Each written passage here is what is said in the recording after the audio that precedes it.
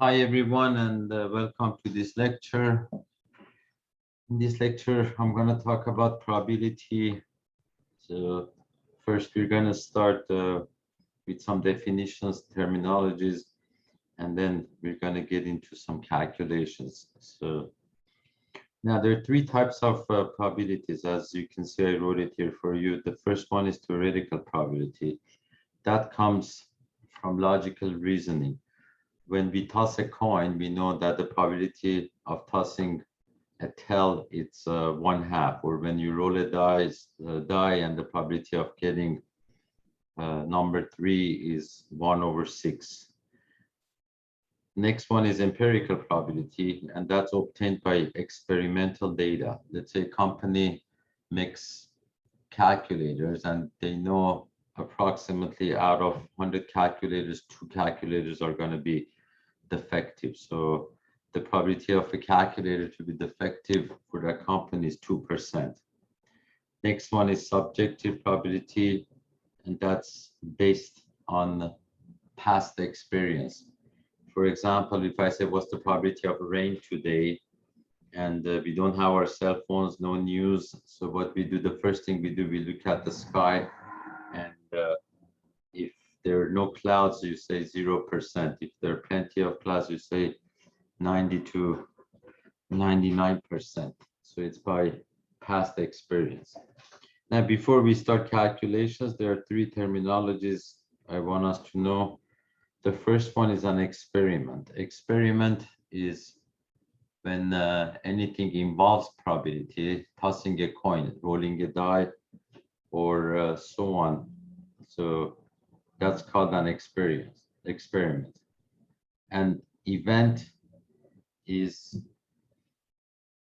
an event, for example, when we toss a coin, getting a head or a tail, it's an event. That's the event of tossing a head, or an event of tossing a tail.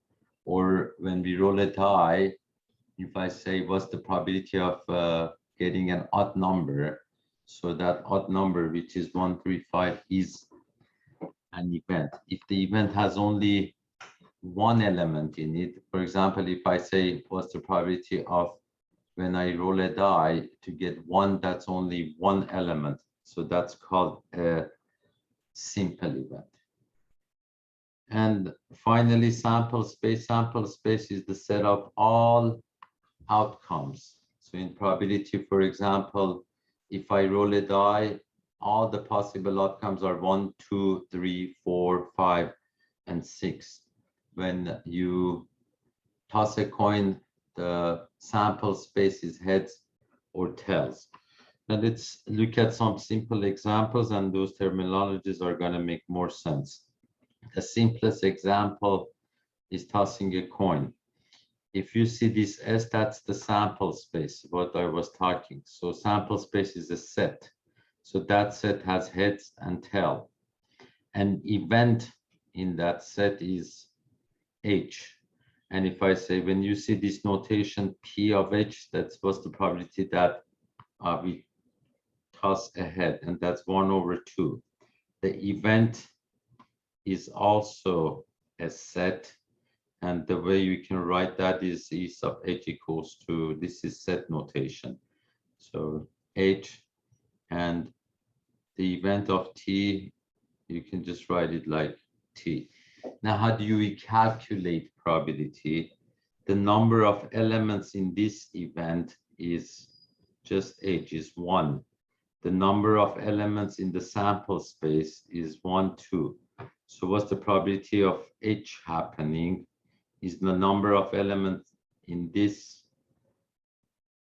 set over the number of elements in the sample space, which is going to be 1. We only have 1, and here we have 2. So that's the way you calculate probability all the time. Now, this is a simple experiment and it's easy to see, but that's how the formula is based on calculating the probability. Now, rolling a die, the first thing you want to do is write the sample space. So we know it's 1, 2, 3, 4, 5, 6. If I say what's the probability that we roll number 1, so again, if I write the event for 1 is just 1. We have only one element, so it's going to be 1 out of 6, and that's how you write it. And I know sometimes you can just logically get that number. So as we said that this is a theoretical probability, but to calculate it, that's how you do it. If I say 2 or 3, and again, that event is 2, 3, we have 2 elements here out of 6. So it's 2 over 6 or 1 over 3, or sometimes you can say it's P of 2 plus P of 3, 1 over 6 plus 1 over 6, which is going to give you 2 over 6 again, and you can reduce it to 1 over 3. What's the probability of 2 and 3? When you roll a die, you can't have 2 and 3 at the same time. So the probability of that happening is 0. So you say that's the impossible event. If the probability of an event is 0, then that event is called the impossible event. What's the probability of an even number? We have 1, 2, 3 even numbers. So it's going to be 3 out of 6, or you can reduce it to 1 over 2. What's the probability of not 4? I roll a die and I don't want to see 4. So what's the probability of that happening? So we know we can take all the numbers except 4. So it's 5 over 6, or you can say it's 1 minus P of 4, or 1 minus 1 over 6, which is 6 over 6 over 1 over 6, and that's going to give you 5 over 6. Let's check some more examples. Rolling 2 dice, and if you write the sample space, you know you can have 1, 1, 1, 2, 1, 3, 1, 4, 1, 5, 1, 6, 2, 1, 2, 2, 2, 3, 2, 4, 2, 5, 2, 6, and so on. So if you write all the events, you get 36 of them. So now let's do a little exercise here. If I say S is the sum of the rolled numbers, so what's the probability that I roll a die and the sum is 2? So it's that event, 1 plus 1 is 2, and we only have one of those, so 1 out of 36. What's the probability that the sum is 3? Let's look at that. So 3, we can have 2, 1, or 1, 2. So we have 2 of those. So it's 2 out of 36, or can reduce it. In this case, let's just not reduce it, see what happens. What's the probability that the sum is 4? And then if you go back, we have 3, 1, 2, 2, and 1, 3. So if you add all these numbers, you get 4. So we have 3 of them. So it's 3 out of 36. And 5, what's the probability that we roll the 2 dice and the sum is 5, the sum of the showing numbers. So it's 4, 1, 3, 2, 2, 3, 1, 4. It's 4 out of 36. So it's right here, and so on. I think you got the idea here. For 6 is right here. So you have 1, 2, 3, 4, 5 out of 36. Then we get to 7. 7 is the diagonal, and we have 1, 2, 3, 4, 5, 6 of them. So it's 6 out of 36. When we get to 8, it goes down again. So we have 1, 2, 3, 4, 5. So it's 5 out of 36, and so on. So the most probable number when you roll 2 dice is 7. And you can try this. If you take 2 dice and roll it 100 times, and you write those sums, most of the time you're gonna ending up with the sum of 7. Next example is tossing a coin twice. So the sample space, we can get head, head, head, tail, tail, head, or tail, tail. What's the probability of exactly one tail? One tail, that means you can have HT or TH. So it's 2 out of 4, or 1/2. What's the probability of at least one tell? Please learn at least. At least means one or more. One or more, that means you can have one tell or two tells here. So we can have that, that, or that. So it's 3 out of 4. What's the probability of at most one tell? At most one tell means one or less. We can have one tell, and be careful here. We can also have 0 tell because 0 is less than 1. So it's again 3/4. Now, since we talked about probability, I kept saying sets. Let's talk about sets a little bit. And that's going to make you more familiar with probability. Let's say I have this set. This is a set of numbers from 1 to 7. And let's say this is the sample space. Now we have some subsets. Subsets are also events when we deal with probability. So the first one is 1, 2, 3. Second one, B, is 3, 4, 5. And next one, C, is 6, 7. If I say what is, I'm not putting any probability here. If I say what is A or B, that means A, and you have this symbol, union B. These are the elements in A or in B. So it's 1, 2, 3, 4, 5. 1, 2, 3, 4, 5. 3 is repeated, but you just write it once. If I say what's A union C or A or C, then it's 1, 2, 3, 6, 7. 1, 2, 3, 6, 7. If I say what is A and B, or you can see that symbol, that means intersection. That's the element that they share. And A and B, they have one element in common, and that's 3.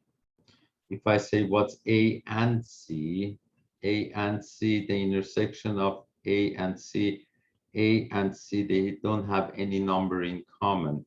So it's the empty set. And that's how you can show the empty set. So, and just to remember, the probability of an empty set is always 0. Another way you say that, you say A and C are mutually exclusive. Mutually exclusive, that means they don't have any element in common. Next is not A, or you can see this notation, A or A to the power of C. Not A means A complement.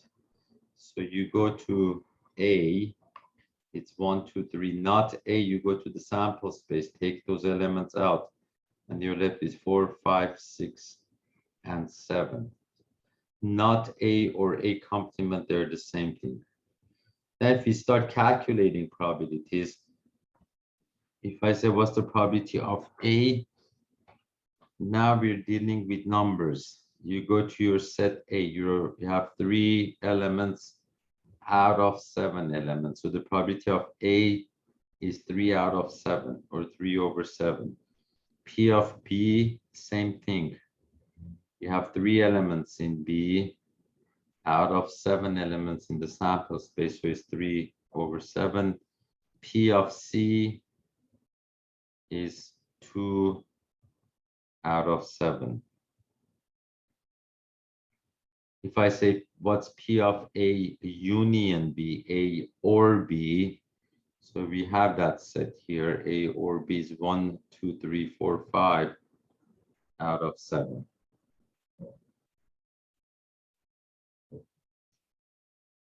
Now, what I want you also, I put a note here, P of A plus P of C minus P of, or maybe not there. Now, another way we can find this number, so this is called the addition formula. P of A union B is P of A plus P of B minus P of A intersecting with B. So P of A was 3/7. P of B is 3/7 minus P of A intersecting with B. And we found that that was just one element. Minus 1/7 is going to give you 5/7. Then you're going to say maybe this is easier to find, but in some cases, when the sample space gets larger, then it's much faster to use the formula. So make sure to know this formula. P of A intersecting with C, A and C did not have any intersection. It was the empty set. So the probability of that happening is 0. And I put here the probability of the empty set is always 0. P of A union C, if we use the formula as P of A plus P of C minus P of A intersecting with C, this is 0. So it's just P of A plus P of C, which is 5/7. Please notice if P of A plus union C is only P of A plus P of C, if A and C or any other subsets are mutually exclusive. So you just add the probabilities. And I put that here also. P of A union B is P of A plus P of B if A and B are mutually exclusive. So if no element, no common element, then if you hear P of A or B, you just add the probabilities. Now here I put the summary of the formulas. First of all, the probability of an event is always between 0 and 1. A probability cannot be negative, and a probability cannot be greater than 1. The probability of the sample space is 1 or 100%, because the probability sample space has all the outcomes. P of A union B, this is the addition formula we just talked about. It is P of A plus P of B minus P of A intersecting with B. P of A union B, it's only P of A plus P of B if A and B are mutually exclusive. Probability of not A or A complement is 1 minus probability of A. And P of A and B is P of A times P of B if A and B are independent. Independent does not mean mutually exclusive. Independent means the probability of one event happening has nothing to do with the probability of the other event. For example, when I toss a coin 2 times, the probability of the first toss is 1/2. What's the probability if the first toss that it's head or tails? It doesn't matter. It's 1/2. If I say what's the probability of the second toss to be a head, it's still 1/2. So you just multiply them, 1/2 times 1/2, because they are independent. One probability does not affect the other one. Now we're going to see more examples, and that's going to make more sense. And finally, you have the conditional probability. P of A, if you see that line, that means given. P of A given B is P of A intersecting with B divided by P of B. And that's, as I said, is a conditional probability. This happens when the sample space changes. So be patient. There's some examples we're going to see, and you're going to see how we use this formula. But conditional probabilities, you are given a condition, and that might change the sample space or may just leave the sample space the same. So kind of looking at it, what's the probability that B happens given that A happened already? A may change the sample space, and so the probability changes. Or when A doesn't change the sample space, then you're left with just the sample space. So probability of A given B will be just P of B. Now, this is another example. So to understand the formula, tossing a coin twice, if I say what's the probability that the first toss is a tail and the second toss is a tail, I want this to be a tail and the second to be a tail. We know this is 1/2, and the probability of the second toss is not affected by the first toss. It's still 1/2. So if you want to find the probability, you just multiply them. 1/2 times 1/2 is 1/4. If I say what's the probability of one tail only, I'm not mentioning if the first one is a tail or the second one is a tail. So you can have the first one tail and the second one H, or the first one H and the second one tail. So it's 1/2 times 1/2. Since you have or, it's plus 1/2 times 1/2. So you get 2/4, which is 1/2. Now this is, we use multiplication to get those, but we did this when we wrote the sample space. If I write the sample space, that's pretty straightforward. Is HHHTTH, what's the probability of one tail only? Is that or that? So it's 2/4. So if the sample space is small, you can just get it from the sample space. But if it's large, it's very good to know those formulas. So now if I say, what is the probability of two people being born on October 31st? So I'm mentioning the date. The probability of the first person being born on October 31st is 1/365, because we have 365 days per year. Now the probability of the second person being born on October 31st has nothing to do with the first person, so it's still 1/365. So if you multiply them, you get 1/365 squared, or 1/133,225.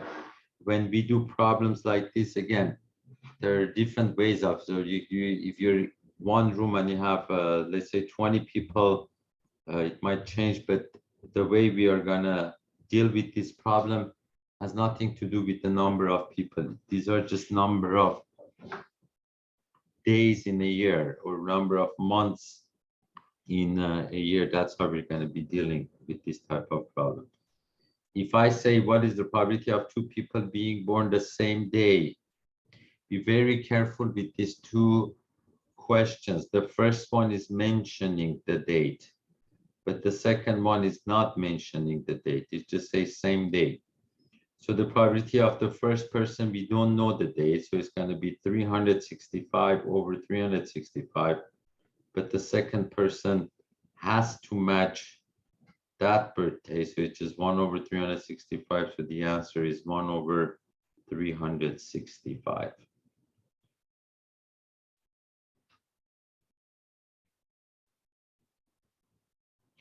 Let's say 4 people are in a car, and the car is flat tire, has a flat tire. So if I say, what's the probability, if I ask those 4 people, I don't know if they're telling the truth or if they're not telling the truth, they come to me. An example of that is, let's say 4 students, they come to take my test and they're late, and they say we're late because we carpooled and we had a flat tire. So if I want to check to see if they're telling the truth, I can ask them which tire was flat. So take them to different rooms and ask them that question. So if I say, what is the probability of all of them guessing the same tire? So the way you calculate that, you have 4 people, 4 tires. The first person has 4 possibilities, 4 out of 4. But the rest of them have to guess the same tire of that person. So it's 1/4 times 1/4 times 1/4 times 1/4, and that's 1/64. So now if I say, what's the probability that everybody picks the front right tire, I mentioned the tire, then it's going to be 1/4 times 1/4 times 1/4 times 1/4. If the tire is not mentioned, then the first one has all the possibilities, 4 possibilities. If I mention the tire, then they all have only the same possibility. Next one, tossing a coin 3 times. Now, one thing I want you to remember, when we toss a coin, we only have 2 categories, heads or tails. If we toss it 3 times and you want to know how many elements you're going to have in the sample space, you calculate that by this formula, to the power of 10, to the power of n. N is number of trials. So 2 is number of categories. 2 cubed is 8. So we know the sample space is going to have 8 elements or outcomes in there. And if you want to write that easily, you can just make the tree diagram. The first toss you have HT, the second toss you have HT, and the third toss, so on. You make the 3 and you say HT. So the elements are going to be H, H, H. That's the first one. The second one is H, H, T, and I have it here. Then you're going to have H, T, H. It's right here. Then you're going to have H, T, T. It's right here, and so on. Now let's do some problems. What's the probability of at least one tail? At least one tail, that means one or more. So it's going to be that, that, that, that, that, that, and that. So it's 7 out of 8. What's the probability of at most one tail? At most is 1 or less. So 1 or less, we can take 0 tail, 1 tail, 1 tail. Let's see if we have any other ones. So 0, 1, 1. So it's 0, 1, 1, and here 1. So it's 4 out of 8. Remember this. That's a note and in red. The probability of at least one, you can calculate that by doing 1 minus probability of none. So the probability of at least one tail is 1 minus probability of no tail. So it's 1 minus probability of no tail. That means all H's, which is 1 over 8. So it's going to be 7 over 8. 1 minus 1 over 8, it's 8 over 8 minus 1 over 8, which is 7 over 8. And we have that here. Now I do want to talk about cards a little bit. And these are when you have a deck of cards, and please know the cards, because probability is cards involve a lot of probability, and you might have problems like that on the test. Or later on, if you take a GRE test or any other those tests, they usually have probability and they do have hard problems. So please learn that, and it's not hard. First of all, in a deck of cards, we have 4 suits: club, spades, hearts, and diamonds. We have 13 clubs, 13 spades, 13 hearts, and 13 diamonds. So the clubs, they go from ace to king. The face cards are jack, queen, and king. So 3 face cards here, 3 face cards here, 3 face cards here, and 3 face cards here. So total we have 12 face cards. And again, the total number of cards is 52. Drawing now the experiment, the problem is drawing a card from a deck of 52 cards. If I say what's the probability that card is ace, each of those suits have aces. So ace, ace, ace, ace. So it's going to be 4 out of 52 or 1 out of 13. What's the probability of a king? Same thing, 4 out of 52. What's the probability of a spade? Spade is going to be 13, because we have 13 spades out of 52. If I say what is the probability of ace or king, that's the probability of ace plus probability of king. Ace and king are mutually exclusive, so you just add the probabilities as we saw in the formulas. Let me just scroll up.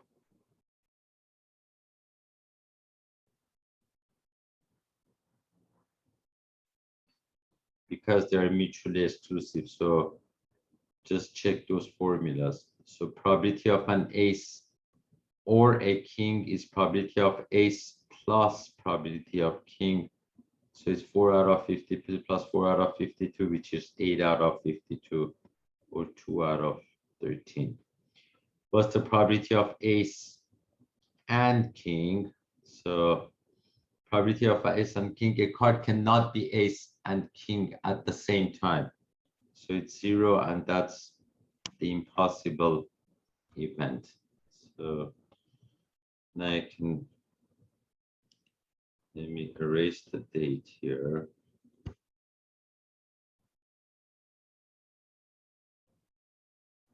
Now I did that one more time. I'm gonna repeat myself. Drawing a card from a deck of 52 cards, probability of an ace is 4 out of 52. We learned that P of ace or king is P of ace plus P of king minus P of ace and king. And we know this is 0 because ace and king are mutually exclusive. They don't have anything in common.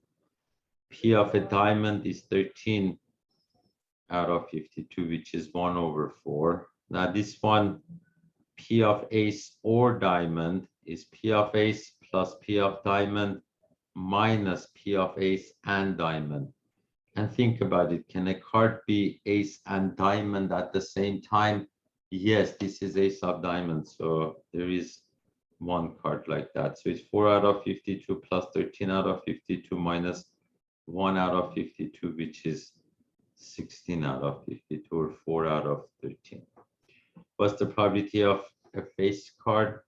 That's P of king plus P of queen plus P of jack. So 4 out of 52 plus 4 out of 52 plus 4 out of 52. As we know, we said we have 12 face cards in a deck of cards, and if you get that, you get 12 out of 52 or 3 out of 13.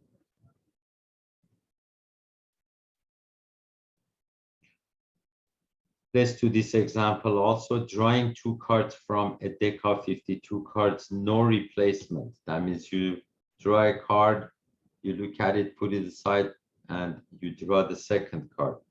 If I say, what's the probability of the first card to be an ace and the second card a king, you can just write it like that. The first card to be an ace is 4 out of 52.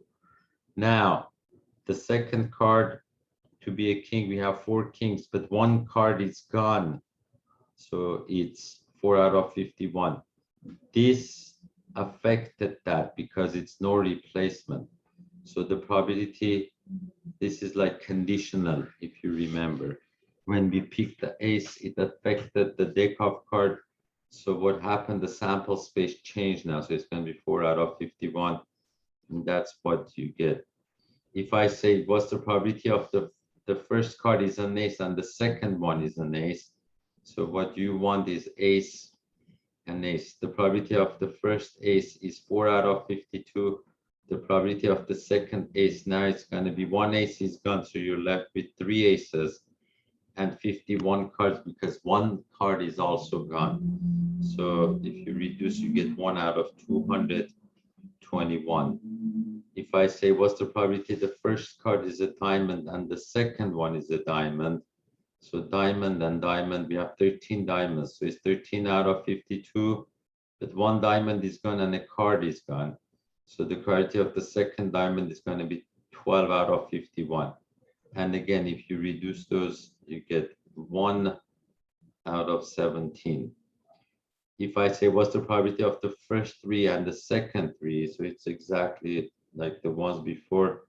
I want 3 and 3. First 3 is 4 out of 52, but again, 1 3 is gone and 1 card is gone. So for the second one, it's going to be 3 out of 51, and it's 1 out of 221. If I say, what is the probability the second card is an ace, given conditional that the first card was an ace? So the first card being an ace is 4 out of 52. The second card to be an ace is 3 out of 51. But when you see this, all we are interested is the second card. So what's the probability of the second card to be an ace? That we know that the first one was an ace, so you just take that number. You do not multiply them because I did not say and. So the answer is 3 out of 51 or 1 out of 17. probability that the second card is a diamond given the first card was a diamond. Again, first card being a diamond is 3 out of 52. Now the second card to be a diamond is going to be not 3 but 13. So it's going to be 12 out of 51 because one diamond is gone and one card is gone. And when you see given one more time, you're only interested in this one. The second is 12 out of 51 or 4 out of 17. I put 3 points here. I can take that out. The probability of an ace and a king. So one card ace and one card king. An ace and a king, that means we don't know which one is ace, which one is king. So you write all the possibilities. First ace,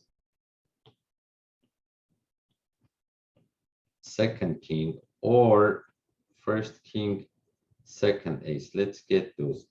First ace is 4 out of 52, and second king is 4 out of 51 because one card is gone. Or first king, second ace, 4 out of 52 times 4 out of 51. And if you do that, you get 8 out of 663. If I say what's the probability of one ace only, that means you want the first card to be an ace and the second one no ace. Or the first one no ace and the second one ace. Probability of ace we know is 4 out of 52. And there are 48 non-ace cards in the deck. Second one is going to be 48 out of 51 because one card is gone. Or plus no ace is 48 out of 52 times 4 out of 51 because one card is gone. So it's basically the same thing. You multiply it by 2. And if you do that, you get 32 over 221. This is again basic probability and with little examples.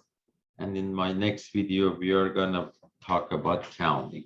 And I think it's enough for this probability. Please review this a couple of times. Watch this recording, even if it was fast. But if you watch it 3-4 times, then you're gonna get all the details.